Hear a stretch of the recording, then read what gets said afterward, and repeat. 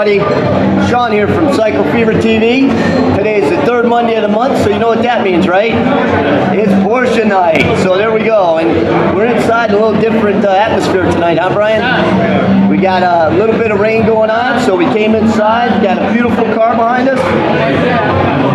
Let's see, I don't know what's... We're good? All right, Crazy John says we're still good, Brian. So we're just going to keep going. So, anyways... Porsche night.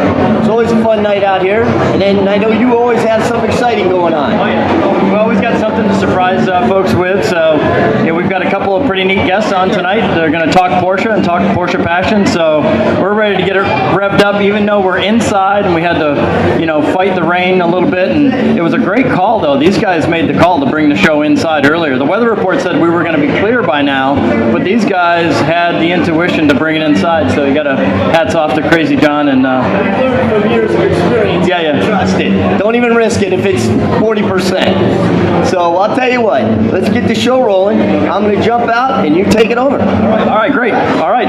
Well, welcome everybody again to Ace Cafe for Porsche night. Super excited to be here again. To be inside, I think, kind of makes us a little different atmosphere. Pretty neat atmosphere for us. We're normally outside, and I think it was 2 shows ago. It was about 40 degrees out, so I'm much happier to be inside this week. So we're going to get things kicked off, and we're doing something a little bit different this time around. Normally we have 2 guests on the show, and they're all scheduled out, and we sort of do a pre-show briefing and all that kind of stuff. But this week we're picking someone as they came onto the property today. So I saw this really neat car out front as we were getting started, and I found the owner, and so we're going to have him on the show with us now. His name is Ron Graziano. So Ron, come on and join us. So it's great to see you. Glad to be here. All right, Ron. So you've got this great little car out front. This is a 1999 Porsche Boxster, and it is ocean jade metallic green. Is that right? I got the color right? And okay, so tell me about the car. Tell me how you came to own it, and let's just kick it off there. I'm actually an original owner when in 1997-98, when things were getting stale with Porsche, and they came out with the Boxster, a mid-engine, beautifully shaped car, and I said, I think this is where I have to be. So I went to the dealership and spent 5 hours ordering a silver one. And on the way home, after those 5 hours, I saw 2 silver ones. I mean, you didn't even see Boxsters in those days. And here's 2 silver ones. So I turned around, went back to the dealership. Of course, the salesman was not happy to see me. What are you doing here? I said, what other color do you have? So we pulled out 1-inch square paint chips, and I picked this color off a 1-inch square paint chip, and was really worried for the 3 months it took for the car to come. Once it came, everybody was happy. It was sort of the talk of the town. I know when we spoke briefly a little bit earlier, Ron was telling me that when the car came in, he started getting calls from the salesman at the dealership saying, hey, you got to come get this car. It's creating a ruckus. People are stopping and people are driving by. They're seeing this green car in our showroom, and it's creating a lot of craziness around here. I was thinking, well, hey, maybe to drum up a few more sales for him, but I guess he just wanted to get the car out of there. But it's such a cool thing to see. And so tell me a little bit about what you're holding in your hand here. I know that just recently, up in Amelia Island, just up in north of Jacksonville, there was a huge event every year, right? The Amelia Island Concours d'Elegance happened 2 weekends ago. And on the Friday before the Concours, the Porsche Club of America holds a special event called Works Reunion. And this is where folks bring their cars from all over the country, really, into Works Reunion to share their cars, share their stories and passion about Porsche. So I rode up there with my wife. We took our car up and we took it in. And I guess, Ron, you were up there at the same time, and you brought your car. You said you'd never shown your car. You've owned it since '99, never entered it in a show, never did anything like that. And now, so what happened? You put it in the show, and now you've got this little award. So tell us a little bit about that. Yeah, I just went to see the other cars. But the car creates such a sensation wherever we go that I thought, well, instead of parking it in the corral, let me just park it on the lawn and let the judges see what they think of it. Shocked to win first place. place in class. Wow, so you won first place in the Boxster class, the early Boxster class. Quite an honor. Over 500 cars there from for Works Reunion with the Porsche Club of America. Was it seven? Okay, so 700 cars at Works Reunion this year. So quite an honor to have your little your prized treasure car here that you've had since '99. You said there's only 27,000 miles on this car, right? And you've owned it since new, so you have every documentation on it probably known out there. So what's the longest trip you've ever taken with this car? Oh, I went from New Jersey to the very first Rennsport reunion in Connecticut. Remember up at Lime Rock Park? At Lime Rock Park, the Rennsport reunion. Rennsport reunion is another huge Porsche event that's held not every year, but every 3 or 4 years. All of the racing community comes in. They're invited in to bring all of their past Porsche racing cars, and it's just a massive event. It was held here in Daytona, I think back in 2007 or 2008. It's going to be out at Laguna Seca, out in Monterey. Again, this September will be another huge gathering of cars. So, well, that must have been an awesome trip, even though you're just from Jersey to Lime Rock Park, right? Yeah, it was pretty exciting. And they had all the Porsche drivers, because it was the inaugural Rennsport, they brought all their factory racing cars there. Paul Newman was still alive, he was there, and every Porsche factory driver that was alive was there. And you got to meet them, stand in line and have them autograph your poster. Pretty impressive. So did you have anybody at that show come up to you and just say, hey, what is this green Boxster here? Everybody says the same thing. What color is that? So again, ocean jade, metallic green, 1999 Porsche Boxster. We sort of put Ron right on the spot. He pulled up in the car. I saw it pulled up. I saw it pull up. It caught my eye, and I said, hey, we got to have this guy on the show. So that's what we're going to do from time to time on Porsche night. We'll have a guest, but then we'll select someone who pulls their car up that night and bring him in and talk to them a little bit about their car and their passion for Porsche. So Ron, I want to thank you so much for saying yes and sharing your car with us tonight, and congratulations on your award at Works Reunion. Pretty cool stuff, and we can't wait to see you come out here again and have some fun with us at Porsche night at Ace. Thank you. It's wonderful. Thank you very much. All right, well, thanks for joining us. All right, guys, so pretty cool stuff with this little car. So we're going to get kicked right into it, and as I was talking about Works Reunion, and we were talking about Rennsport Reunion, it's really kind of a neat segue into our next guest.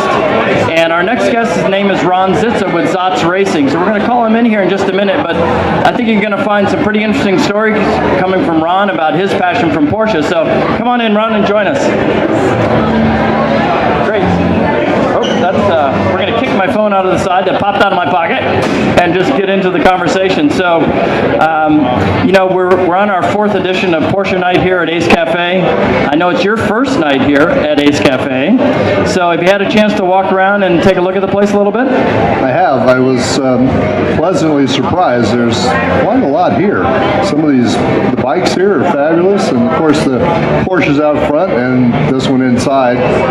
Very nice. All right, so did you get a chance to go upstairs by any chance? Did you walk through any of the museum areas and see any of the stuff up there? No, after our little soiree here, I'm going to go upstairs, look at the bikes, and then have something to eat. All right. Well, great. So we'll dive into that because you're going to see some neat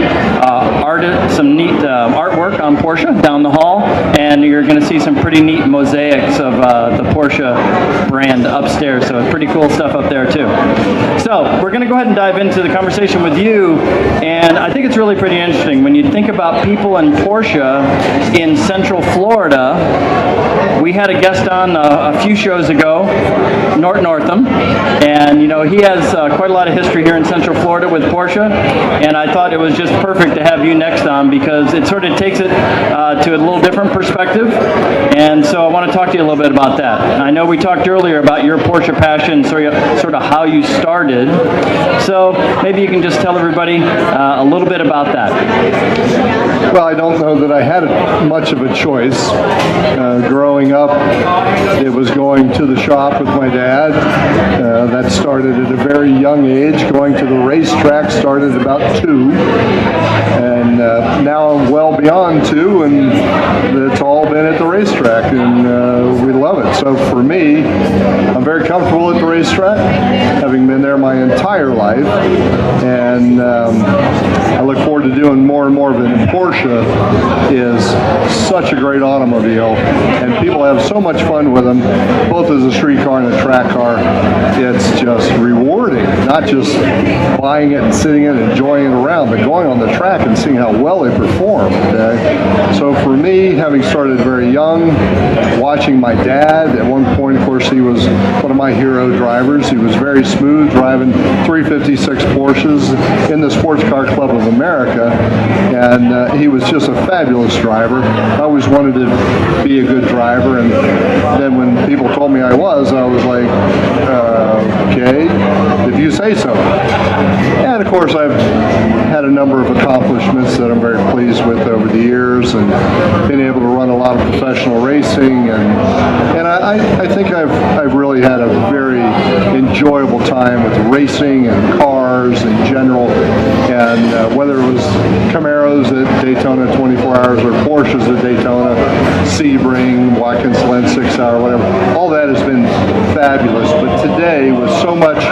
private coaching that I do for people at driver education events or people who want to become better racers, I really love teaching, and I look forward to that every time. I mean, we're going to Road Atlanta this weekend, and I have 5 different people that I'll be teaching at Road Atlanta this weekend. It's going to be a blast. Wow, so that's awesome, and what a tribute to your dad too, because as he got involved in racing and sort of inspired you, I think is what I'm hearing, to get you involved, and he was quite accomplished as well. You mentioned that he raced the 356 Porsche, so our very first Porsche night that we had here, we had another local guy, John Rieker, bring on his 64 or 65 Cabriolet, and we talked about the evolution of Porsche and the 4-cylinder Porsche all the way to current time, you know, sort of where it started with Porsche, and then all the way up now to the 718 and, you know, the turbocharged 4-cylinder cars. So we had a really neat conversation about that. But when you think about your dad driving a 356, I know you mentioned to me earlier kind of a neat story that he found a car that had been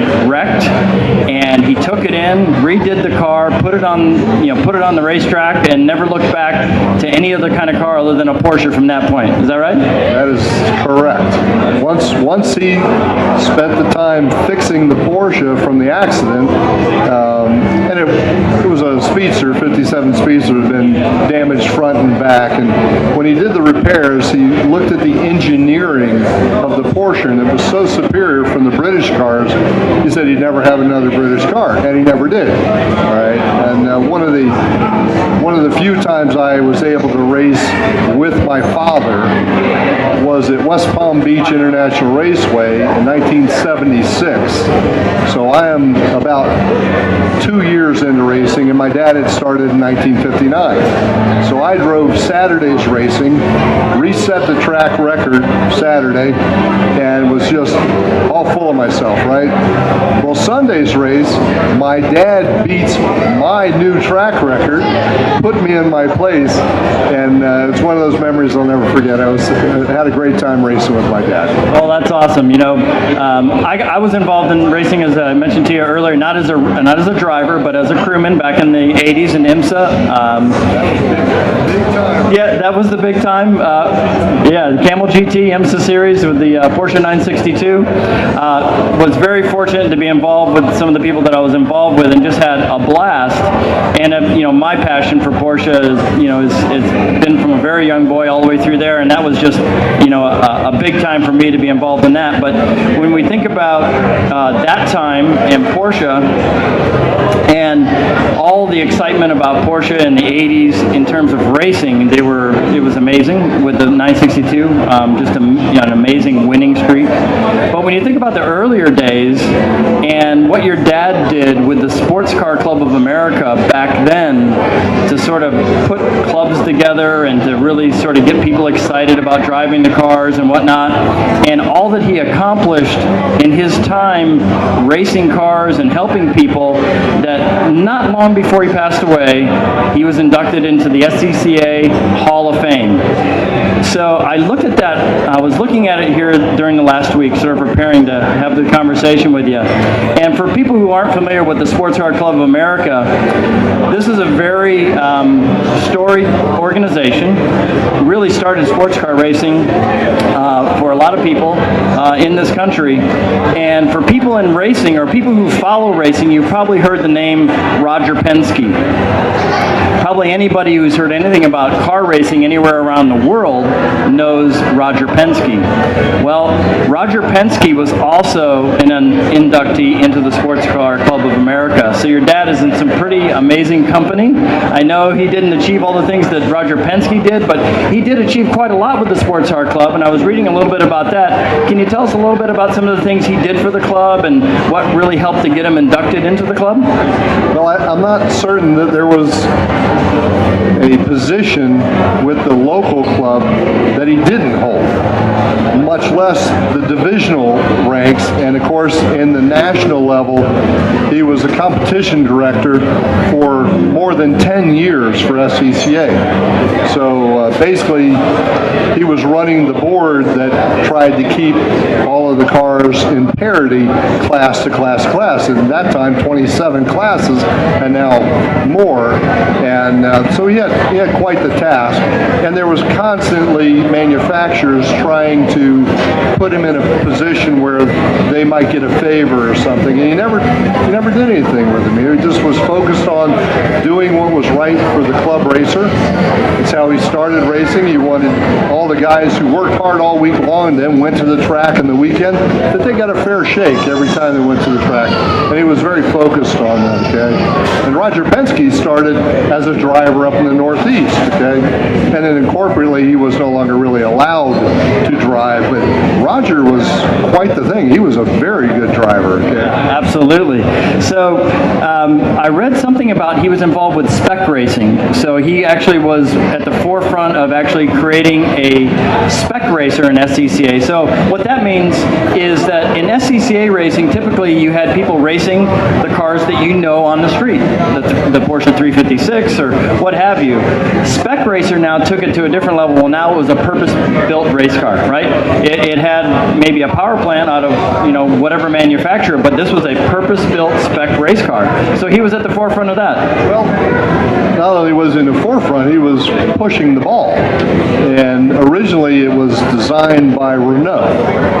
And I know Renault had spent about $10 million on designing this car. I don't know if that's because the French like to work at things like that, but it was a lot of money. They built a pretty safe car, and there were a number of customer service representatives around the country, and that's where you would have the work done on the cars. And these guys, my dad was one of them, were required to have a presence at the local races to help support that spec car.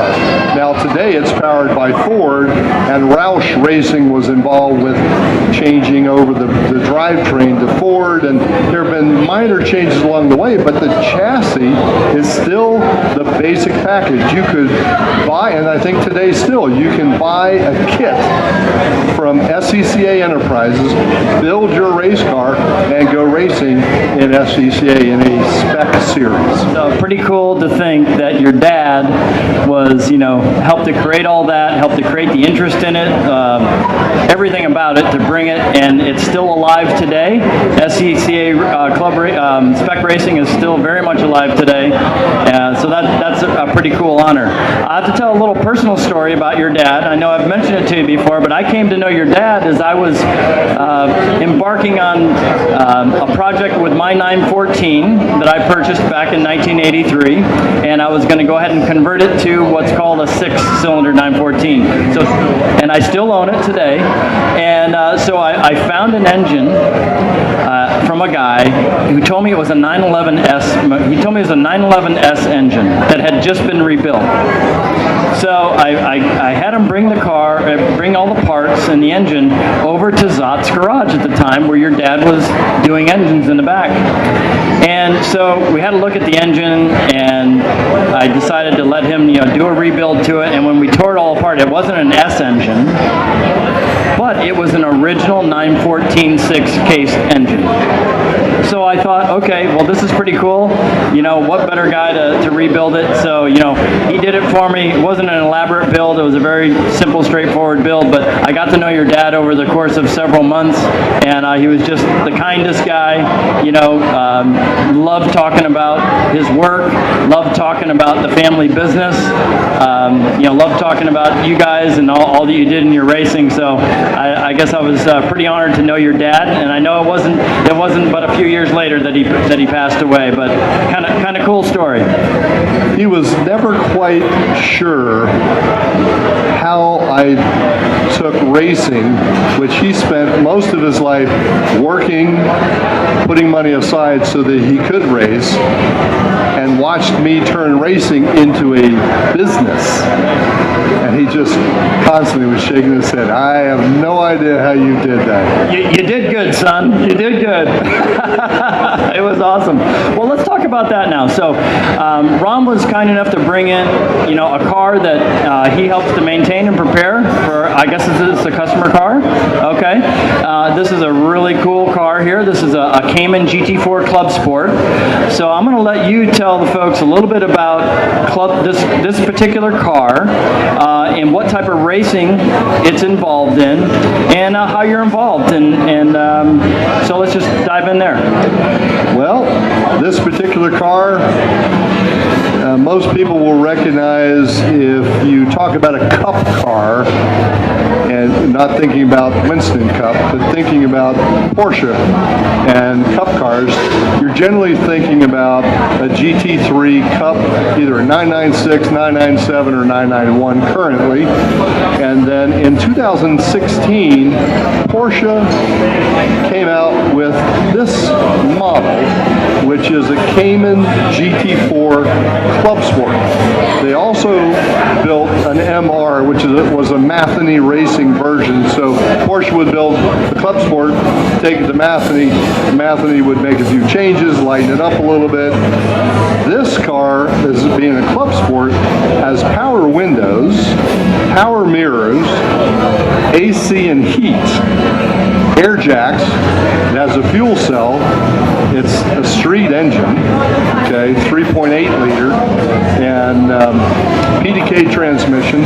And this car, this particular package, was intended for Porsche Club racing with gentleman drivers and only them on the track. So there's a series with GT4 Club Sports that ran and still do with Porsche Club Racing, where it's just those guys. Now, this year, they've kind of added some entry there. There was a reason. They only made 20 of these. They made 20 of the Pro version, the MR, and those went pro racing with Continental Series or Pirelli World Challenge. These cars, for the most part, stayed in Porsche Club Racing. Now, you'll see them in other places, but not in numbers. So you'll see them at driver education events where people are training and getting ready to go racing, but mostly you would see between 10 and 15 of them racing together at a track and all amongst themselves. So there wasn't a lot of other higher speed or slower speed cars, and that's what those guys really kind of wanted. So the frame in the car, it has a full roll cage in it that is done at the factory, and so when it left the factory, it's just like a Cup car, except it's a Cayman version of a Cup car. So it will always have a pretty strong value. This car ran as in the secondary market, not primary. Primary, you would buy them for about a little over $200,000. This car was $185,000. It had very little time on it and no damage. And as you can see, a very colorful wrap on the car. But it's a wonderful car. They're relatively easy to drive compared to a Cup car. So let's say you were driving a street car or a lower horsepower Porsche race car, and you really didn't want to jump into the maintenance cost or the initial, what you're dealing with a Cup car. There's a lot of maintenance that goes on. Okay, you wanted something lower maintenance. This was an opportunity that came out in the 2016. We anticipate in the next couple of years come out with a second version of it. Nothing's in writing yet, but we know that this car no longer is really competitive in the professional world because Camaros have stepped up the power, and some of the other cars, they've stepped up the power where these are having trouble. So in Pirelli World Challenge or Continental, it's tough for this car to maintain a competitive edge. So Porsche will come out with the next version, probably with a 4-liter, maybe another 50 horsepower or more, that'll bump it back into the top of the competitive market. Wow. So for people who are just Porsche fans, right? Maybe they've never owned a Porsche, and maybe they've come to a track and seen a Porsche, maybe they've been to the local dealer and seen a Porsche. This is essentially a Porsche Cayman, okay? This is a mid-engined car, great handling car, but this is essentially could be a street car. Now at the factory they've done some things to it, but really when you look at the difference, as you said, the engine is pretty much the same engine that you'd buy in a GT4 street car. So this is something, again, that when you're dealing with Porsche, and we've talked about it on previous shows, the engineering that Porsche puts into their cars for the street, a lot of that same engineering is right in the cars that are at the track. So they always want to be at the forefront of that, and they always want to give, whether it be the gentleman driver, the professional driver, or just the regular person who's looking to have a great car to drive around, a lot of fun, a big thrill, and it's all here in the same package, So you can sort of get the same shape, you sort of get the same idea about the car, whether it be on the racetrack or whether it be here. So pretty cool stuff. Tell us a little bit though about your business. So you said your dad is amazed. He was amazed that you were actually making a living doing this. You weren't. Most guys who go racing, unless they're have more money than they know what to do with, they don't make a living out of it. So how have you managed to make a living out of it? And just tell us a little bit about your business here locally. I know you're up near Edgewater, right? You've got a big shop up there. So maybe you can tell folks about what Zotz Racing does. Well, that's a good question. Let's talk about it some. So Zotz Racing is not this 300-400 people little business. It's a family business. It's always been a family business. So when I started involved with racing, it was the hobby. It wasn't the business. But the name Zotz Racing started January 5th, 1960. Okay? And the name was pulled from a book that was written in the 50s and a movie that was also by the same name. And, so if you ever get a chance to read the book or watch the movie, they're very interesting. So what's the name of the book or the movie? Zotz. It's just Zotz. And okay, so that's going to be it's going to big tease. We don't know anything about the movie. What's it about? We just got to go check it out. It's a sci-fi comedy, is what it is. It really is. Okay, so combine sci-fi comedy with German sports car engineering, and we got Zotz Racing. Awesome. Okay. Well, somewhere in the book and in the movie, the lead character gets zapped with the power of Zotz. Okay? And this power is released through his hand. Okay? So in the 60s, my dad and these guys, they see this movie and they go, this is going to be awesome. We're going to go to the race, to the false grid, and we will Zotz all of the competition, and we will win all of the races. Okay? So in our logo, which is the shape of a Porsche emblem, is a hand, which is connected to the story of Zotz. Okay? All right, so now I have the rest of the story. I get it now. I wanted to ask you about it. I'm glad that it came out, how the name came about, so that's great. Went from that story to a business was, I wanted to be involved with racing because I grew up in it. Well, at one point I ended up running the family street shop for many, many years, never actually wanting to. Met a lot of great people, we had maybe 3,500 different clients, some great families that you would work on a car that went from dad to mom to son to daughter to the next son and so on, some of the Volvos and whatever. And it was always really, you got to know a family, and it was cool, all right? But it wasn't my passion. My passion has been, and as far as I know, until I pass, that's going to be cars and racing and Porsches. So somewhere in the late 80s, I started working for some clients that wanted me to teach them to drive and prepare their race cars. They didn't want to trailer it, they didn't want to work on it, they just wanted to arrive, have fun, and go home.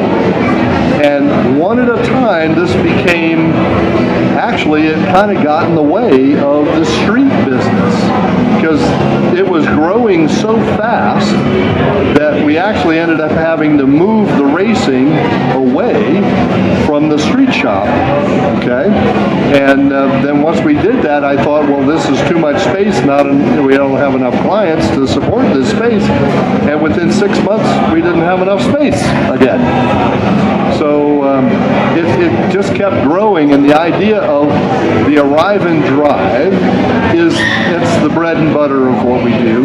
So there are plenty of guys and gals out there that are very successful at what they do, and they don't want to have to learn another career on how to properly prepare a car for use on the racetrack for whatever reason, for a driver education event, for just track time, for autocrossing, for racing, for professional racing. It doesn't matter.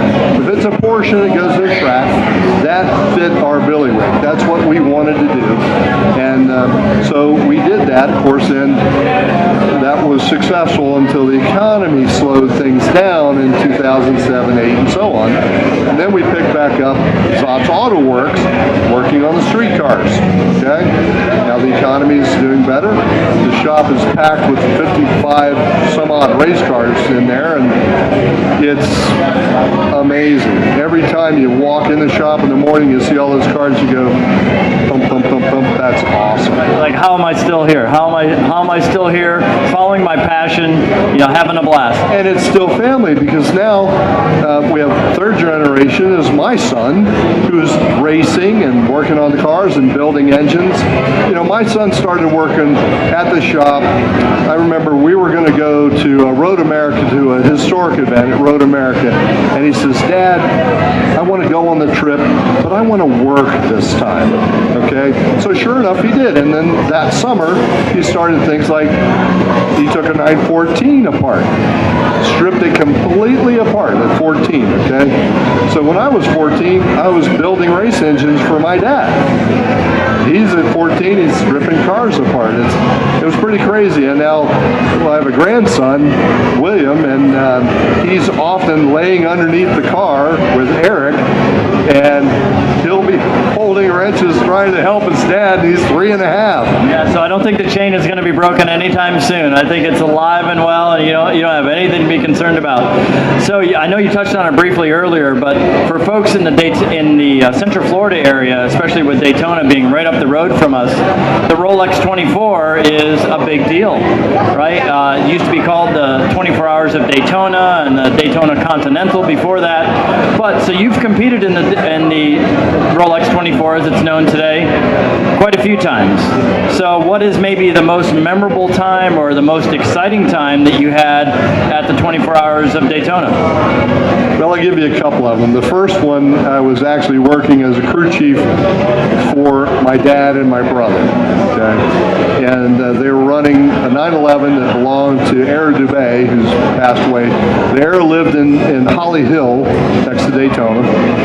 And so that was GTU back then. So it would have been a 2-liter 911. And it was one of those times that I realized I was just more driven than the average bear. So the car would come in, there'd be something wrong with it, and I just wouldn't give up. Okay, we've got to find this problem. We've solved the problem, get the car back out on the track. And then it's probably 2 o'clock in the morning. My dad's in a lawn chair sleeping. The car comes in, and it's a knock, knock, knock, knock, knock, knock, and everybody's like, we're out. Okay? So I get underneath, and we'd already changed the engine and transmission. Okay, that was a rough year. Okay, so we had actually taken a soft zip-out rear window 911S with a fresh rebuilt. One of the guys on the crew, Bob Mabry, he backed the car up to the pits. You can't do that anymore, but we did that. And the car came in, had a bad motor problem. So we pulled the drivetrain. We have a team of guys pull the drivetrain out of the car on pit lane during the 24 hours, and a team of guys pulling the drivetrain out of the street 911S Targa. Okay, zip out rear window, maybe 200 or 300 of those made, and we pull the drivetrain across, stick it into the car in pit lane, go back out, and the corner workers were calling the car the 2-liter turbo because you couldn't hear it anymore. We left a stock muffler on it, so that was super quiet. So this was in the 80s? This was in the 80s? 70s, late 70s. 1976. So then my other super favorite Daytona was when I won the race in class in 2000, driving a Camaro Trans Am car. Oh my gosh! So you all these years with Porsche, and then you got your win in a Camaro. But you know what? That just shows you right there that you're a racer to the core, and you want to win. And if it meant in a Camaro, then it meant in a Camaro. So all right, well, I'll tell you what. It's been a lot of fun speaking to you tonight. We can't thank you enough for sharing this car with us. I know it takes quite a bit to get to bring a car out and put it on set for us, and we're battling some rain tonight and so forth. But really happy that you did that for us. So much fun, talking some stories about your dad and the history of the family business. I mean, who doesn't want to support a family business? Who doesn't want to support a local business? And certainly, you've got all of the experience and the wherewithal to be able to help anybody who wants to get involved in racing a Porsche. So again, Ron, thanks so much for coming in. We really appreciate it. It's been a pleasure talking to you tonight. Thank you very much. Right. It's been great. All right, guys. So pretty cool stuff. Tonight with Porsche Night, a little different with us being inside, I know, but we're going to carry on and continue the tradition in months ahead. I think we've got a lot of things in store for you that are going to be pretty exciting and keep things fun and keep things fresh, as we did tonight with Ron Graziano bringing his car in. There's a lot of exciting things coming for the Orlando area with Porsche. As you drive up and down I-4 now on the I-4 Ultimate project, and you're braving all of that each and every day. Next time you're driving through the stretch that is from Millennium Mall down toward the attractions in Universal Studios, you'll see a pretty large structure coming up out of the ground. It's about a 4 or 5 story tall structure, and this is going to be the new Porsche dealer here in town. It's going to be a fabulous facility. It's going to be the largest Porsche dealership in the United States. So we're going to look forward in the future of talking a little bit with the folks from Porsche and that dealership, and many more stories yet to share with you with our Porsche passion here at Porsche Night at Ace Cafe. So with that being said, I think we're going to wrap up for tonight, unless Shawn, you've got a few things to say to wrap us up? Yeah. Hey, another great job, Ryan. Thank you very much. Great job with Porsche Night. I think we got a couple of events here that I'm going to go over, because there's always something going on here at the Ace, right? So we've got on the Friday, March the 30th, we got a truck show featuring Cruising Orlando. On March 31st, we got the Easter Rod Run from 8 a.m. to 2 p.m.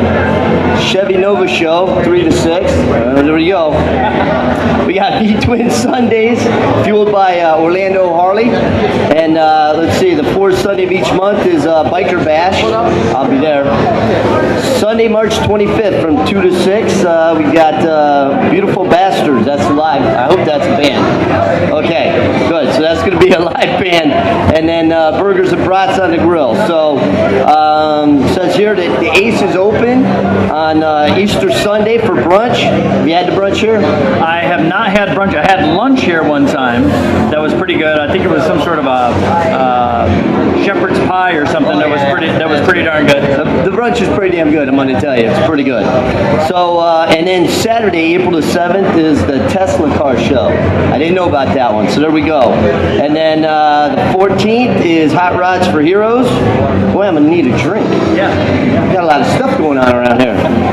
We got some car meets. We got Jeeps, trucks, 4x4s on Wednesday, March 21st. The Miatas. There you go. The Miatas on Monday, March 26th. And then don't forget, every Thursday is bike night out here. So come hang out with Cycle Fever TV on bike night. When I see that pop in, my Facebook feed or my YouTube, I'm watching you guys. We appreciate it. You know it. We love it. We see you on there. We got a couple shout outs.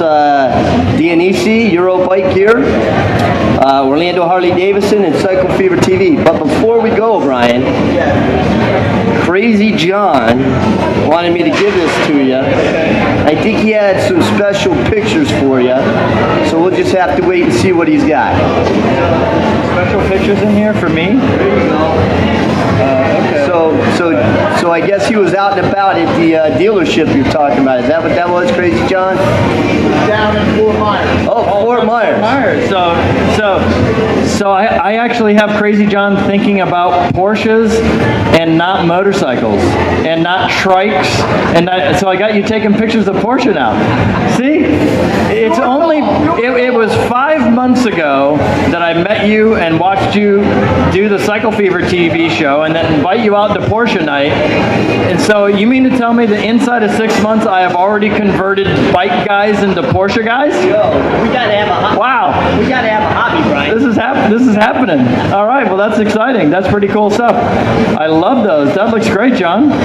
Very cool. Well, you know what? It's super exciting to come out to ACE anytime and help us to spread the word about ACE, whether it's about Porsche night, whether it's about bike night, whether it's about all these other nights that Shawn told us. You can go out to ACE Cafe. You can go out to their website. You can go on their Instagram page. You can see they have a full calendar of events every night of the month. Just about there's something for somebody out here. So just a blast to be out here and sharing the passion with all these different gearheads, I guess, is what we'll say. So thanks again for having us out, Shawn. Thank you. All right, everybody. Well, hopefully we'll see you next on Thursday night, but if nothing else, in 3 weeks, back here at the Ace Cafe, Porsche night. See you later, everybody.